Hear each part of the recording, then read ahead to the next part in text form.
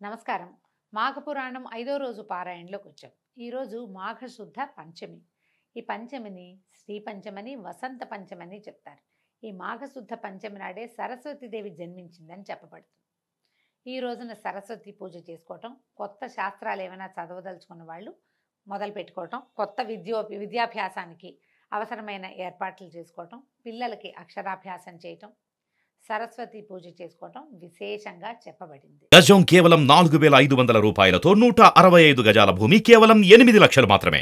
అయితే ఇది సామూహికంగా సరస్వతి పూజ కంటే వ్యక్తిగతంగా చేసుకోవాలి. ప్రతి వాళ్ళకి జ్ఞానం అవసరం. చూడండి, గుంపులో గోవిందా అని ఉండకూడదు. ప్రతివాడికి సొంతానికి జ్ఞానం కావాలి. ఏదైనా కొత్త విద్య, సంగీతము, నాట్యము లాంటి లలిత కళలు అభ్యసించదలుచుకున్న వాళ్ళు కూడా ఈ రోజున ముహూర్తం పెట్టుకుని, దీనికి ఇంకా తిథివార నక్షత్రాలు చూసుకోక్కర్లేదు.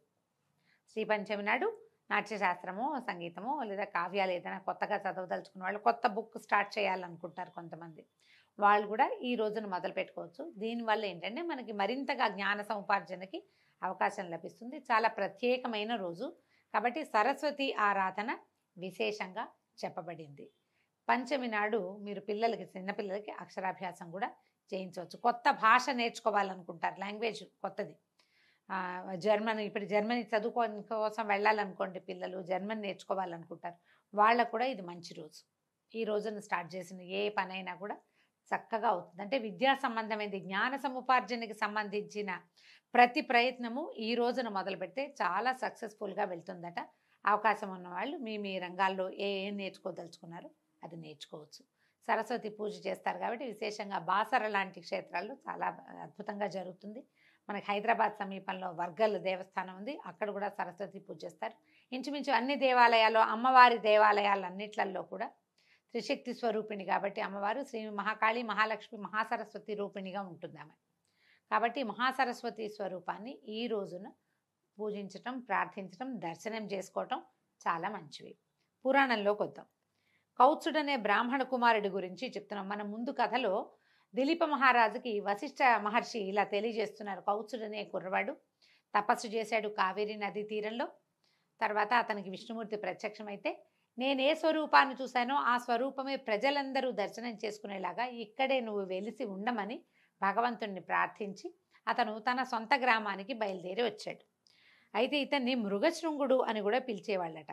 ఇతను కావేరీ నదీ తీరంలో ఘోరమైన తపస్సు చేశాడు చాలా రోజులని చెప్పాం కదా. ఇతను తపస్సు చేసుకునేటప్పుడు ఈ అడవిలో ఉన్నటువంటి మృగాలు కొమ్ములు దురదొస్తాయండి వాటికి. అవి ఏదైనా చెట్టు కొమ్మకేసి రుద్దుకుంటాయి. ఈ నిశ్చలంగా కూర్చుని తపస్సు చేసుకుంటున్న ఇతను ఏదో ఒక శిలాస్వరూపంగా భావించి మృగాలు ఈ లేళ్ళు అవన్నీ తమ కొమ్ముల్ని అతనికేసి రుద్దేవిట, ఆ దురద తీర్చుకోవటం కోసం. అందుకని ఈయన మృగాలు తమ శృంగములతోటి అతన్ని రాపాడించినాయి కాబట్టి మృగశృంగుడు అని కూడా పిలిచేవాళ్ళు. శృంగం అంటే కొమ్ము అనమాట.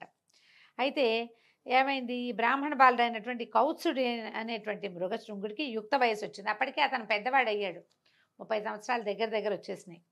30 ఏవేమోలేండి, 15 ఏళ్లకో వెళ్ళుంటాడు, 25 ఏళ్లకు తిరిగి వచ్చాడు. తల్లిదండ్రులు కుమారుడికి వివాహం చేయడానికి నిశ్చయించి తగిన వధువు కోసం అన్వేషించడం మొదలుపెట్టారు. వాళ్ళ అమ్మా నాన్న సంబంధాలు వెతుకుతారు. ఇప్పుడు కూడా మనం అమ్మాయి ఎలాంటి అమ్మాయి కావాలో పిల్లల్ని అడుగుతాం. ఏమిటి, జాబ్ చేసే అమ్మాయి కావాలా, ఇంట్లో ఉండే అమ్మాయి కావాలా, ఏవో కొన్ని 3 ప్రశ్నలు ఉంటాయి కదా, దాని గురించి చెప్తున్నారనమాట. విషయం తెలుసుకున్నటువంటి కౌత్సుడు తన తల్లిదండ్రులను ఉద్దేశించి ఇట్లా అన్నాడు. తల్లిదండ్రులారా, నాకు వివాహం చేయాలనే మీ తపన నన్ను ఎంతో ముగ్ధుని చేసింది. కానీ వివాహం చేసుకునే ముందు వధువు యొక్క గుణగణాలని పరిశీలించాలి కదా.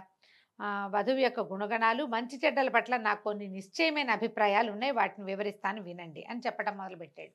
ఇప్పుడు మనం మాఘమాసం మాహాత్మ్యం కదా తెలుసుకుంటున్నాము. మధ్యలో ఈ రామాయణంలో పిడకల వేట ఎందుకండి అంటే, పురాణాలు అందుకే వినాలి మనం. పురాణాల్లో బోల్డని పిడకల వేటలు ఉంటాయి, వేరే కొత్త సంగతులు చెప్తారు. చూడండి, ఒక అతను తపస్సు చేశాడు. మొదటిది ఏం చెప్పారు, స్నానం చేయగానే అతనికి పులిముఖం పోయింది. అంటే స్నానం చేస్తే పులిముఖం పోతుంది. రెండో వాడు తపస్సు చేశాడు. ఈ తపస్సు చేసినప్పుడు అతను మాఘస్నానం చేయటం వల్ల తక్కువ సమయంలోనే అతని తపస్సు సిద్ధించింది. ఏం చెప్తున్నారు, స్నానం చేయి మంచి జరుగుతుంది అని కాకుండా ఎలాంటి మంచులు జరిగేందుకు అవకాశం ఉందో కూడా చెప్తున్నారు. ఇతను జ్ఞానవంతుడయ్యాడు. ఎలాంటి కన్యని వివాహం చేసుకోవాలో ప్రజలకి మనకి తెలియజేస్తున్నాడు అనమాట. వధువు గుణవతి, శీలవతి అయి ఉండాలి, పెద్దలని గౌరవించాలి, ఆరోగ్య సూత్రాలని పాటించాలి. అంటే పొద్దున్నే లేవాలి, రాత్రి పెందరాళే పడుకోవాలి, కాల భోజనము, కాల నిద్ర చేయాలి. ఆరోగ్య సూత్రం పాటించడం అంటే ఇంకా అదే ఆరోగ్య సూత్రం. అసూయా ద్వేషాలు ఉండరాదు. మర్యాద మన్ననలతోటి మెలగాలి. అందరినీ సమభావంతో చూడాలి. పక్షపాతం పనికిరాదు. అత్తమామల్ని ఆదరించాలి. వినయ విధేయతలతోటి మెలగాలి. భర్తను తూలనాడరాదు. భర్తకు అనుకూలంగా మెలగాలి. మంచితనము నెమ్మదితనంతో ఉండాలి. ఇవన్నీ ఇప్పుడు కూడా కావాలండి మనకి. అమ్మాయిలు ఏమంటారు, నాకే కావాలా, నేనే ఉండాలా, ఇలాగా నువ్వు ఉండవా అంటారు. అబ్బాయిలు కూడా దీనికి తగినట్టు ఉండాలి. ఇప్పుడు ఆయన చాలా బుద్ధిమంతుడని చెప్పుకున్నాను చూడండి. ముందు పురాణంలో చెప్పా, ముందు రోజు పారాయణలో. చాలా బుద్ధిమంతుడైన వాడు, చాలా బుద్ధిమంతులైన వాళ్ళని కోరుకోవచ్చు, సహజమే. మరి ఇంకా ఏం చెప్తున్నాడు, కార్యేషు దాసి కరణేషు మంత్రి, భోజేషు మాత, సేనేషు రంభ, క్షమయాధరిత్రి, ఇంకో పదం కూడా ఉందండి. ఇది ఇప్పుడు కూడా ఈ పదాలు వింటుంటాం. అలా నేనే ఎందుకు ఉండాలి, వాళ్ళు ఎందుకు ఉండకూడదు లాంటి రెటమతం కాకుండా అసలు వాళ్ళు ఏం చెప్తున్నారో వింటే మనకు తెలుస్తుంది అనమాట. ఇవన్నీ పెద్దల నుంచి నేను విన్నట్టుగా ఇంటి పనులలో దాసివలెను, భర్తకు సలహాలు ఇవ్వడంలో మంత్రిగాను, భర్తను సుఖింపజేయటంలో శృంగార దేవతగాను, భూదేవి అంతటి ఓర్పుతో ఉండవలెను. కోరుకుంటున్నాడు పాపం. ధర్మార్థ కామ మోక్షములనడి చతుర్విధ పురుషార్థాలను తెలుసుకుని వాటికి అనుగుణంగా మెలుగుతూ మోక్షాన్ని పొందు మార్గాన్ని అన్వేషించున్నదిగా ఉండవలెను.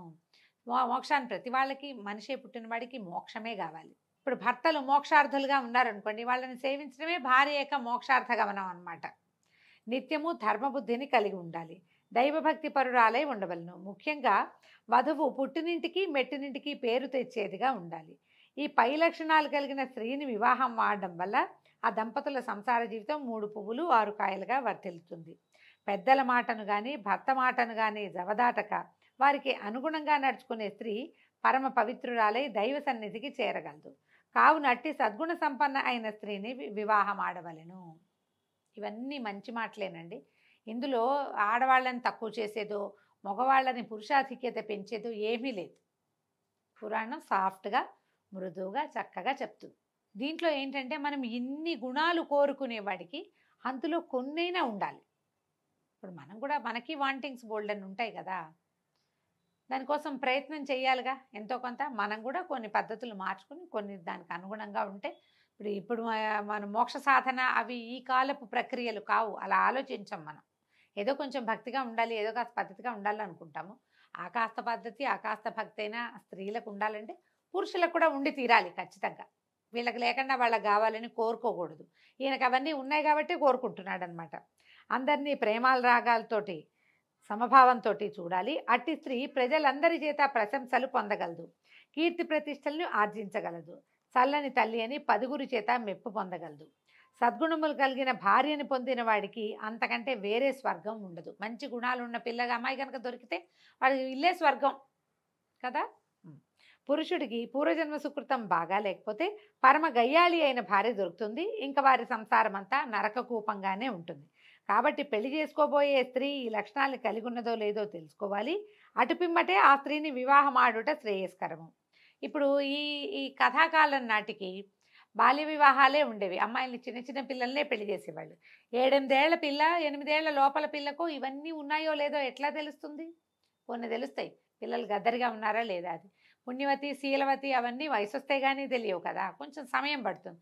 కానీ ఇతను ఈ లక్షణాలు మనకి, ఇది ఎందుకు చెప్తున్నారు మహర్షి? ఈ కాలం మనకి అర్థం కావడం కోసం, మనకి తెలియటం కోసం అయి ఉండొచ్చు. తర్వాత తల్లిదండ్రులారా, నేను నా అభిప్రాయం చెప్పాను, ఇక మీ ఇష్టము.